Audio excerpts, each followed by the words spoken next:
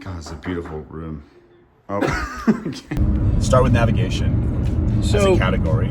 As far as pros and cons go, basically the only cons is that you might not go the most efficient way, especially around like cities. And especially around cities. Like in general, traveling where we've been in relatively remote rural regions of British Columbia and northwestern the US, there's really like not that many even options for how you would go. The pros are pretty big. I think the pros a lot of the time, especially on vacation, outweigh the cons. I mean, everything is vacation. Yeah, because most of the time you need efficiency. That's all you care about. Like right now, we're getting Ryan to the airport. Like we had to. Yeah, so we're kind of just doing the efficient way, which we would have gone the exact same way anyway. Yeah.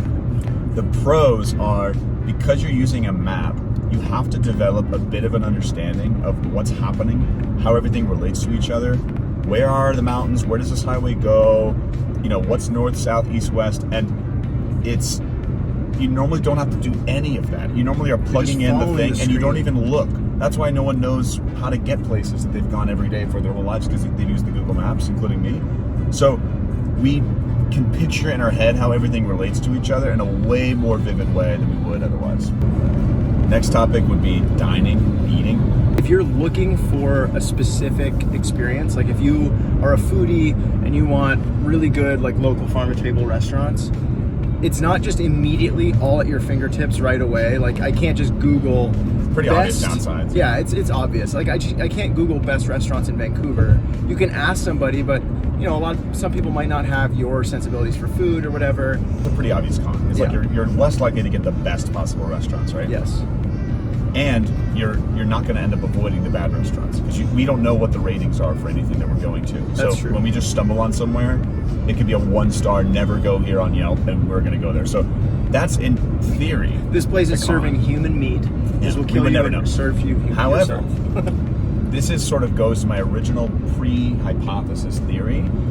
At the end of the day, even something like food is very subjective experience. The expectation dramatically affects the experience. Totally. So when we go somewhere just hoping for the best, we end up with a much better experience than if we know we're getting a subpar experience by the ratings. We went to a speakeasy bar that we found through word of mouth, which is fun.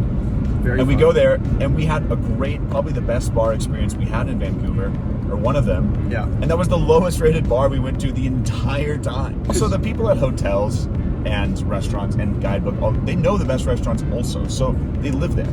Yeah. So like they're gonna tell you, you know, and we can even ask, what's the place that, you know, tourists go to versus like where we want to go, and they'll tell you what they know. Totally. Even more than like TripAdvisor's gonna tell you, or Yelp or whatever. We were at the fish market somewhere in Vancouver, and we asked the fish guy where we should get best fish and chips, right? So that's the kind of thing that you normally just wouldn't do if you're using Yelp. And he tells us, you know, oh, you really got to go to this place called Tony's. That's absolute fire. So that's where we went.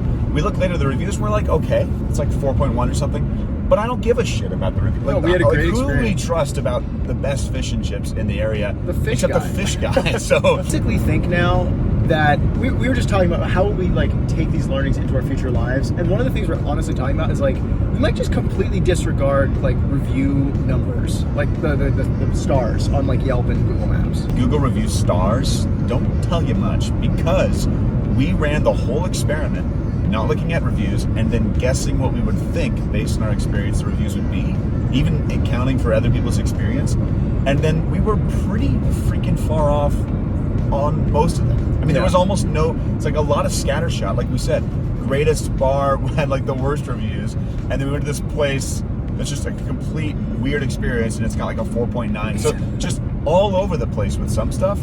And so if I look at a place and I go, well, this is a 4.4 versus a 4.7, I normally care about that a lot. I don't think I'm going to care about that anymore, man. Yeah. Like, for real. Okay, so the third thing we want to talk about was lodging, like hotels. Obviously, the funny thing is when Ryan and I have traveled in the past, most times we stay at Airbnbs and stuff, and like it's just completely off the table. So like we're dealing with motels and hotels and that kind of thing. And yeah, like the main downside. And camping too, which you have to make a reservation for. So camping. On the whole, the biggest challenge, of course, is making sure that there's a reservation available when you show up somewhere that you see.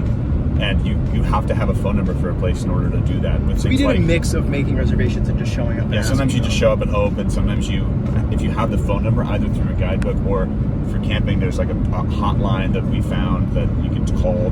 So you figure it out, and if you want to be able to call places, but otherwise you go and you hope for the best. That's like obviously the major disadvantage. There's also occasionally times where it directly affects the price. For example, we were at a hotel and they said if you book this through Priceline, it'll be $200 less or something, and we just couldn't. We had to refuse. So we go somewhere else. So that's like those are pretty obvious direct. He literally looked at me. He's like, "Do you want to book this through through Booking.com and get $150 or $200 off, whatever it was?" And I was like, "You're like, I do." No. On the other hand, for the most part, those things are alleviated by if you're going to a place that's going to have a few different options. In our case, we're so flexible. We would sleep in the car. We get to camp out, which we did. We had that's all our fine. camping gear.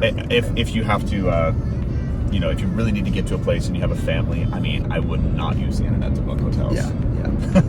It's probably like the biggest downside. You could do it if you had like an RV, I guess, but other than that, like it would be very difficult if you had like a big group. And that's the biggest downside. I don't even know that there's an upside other than just like. I would like turn my internet on to book hotels. Okay, so in summary, we're trying to think of the biggest pros. One pro, radio is awesome. Dude, we listen to hours of talk radio. We know so much about Canada. Another pro that we've mentioned a little bit is the lack of pressure and anxiety to optimize. Another pro is the surprise when you do find something that's a little bit, surprisingly fun or good. Again, like engaging with your environment, physical and like social around you, in a way that you wouldn't when you're just like looking at reviews, reading street signs, looking at people, talking to people. Yeah, legitimately awesome experience, and totally bore out Ryan's original hypothesis. It really did. Certain things I was wrong about, but it was really fun, and I'm very, very glad we did it. 100%.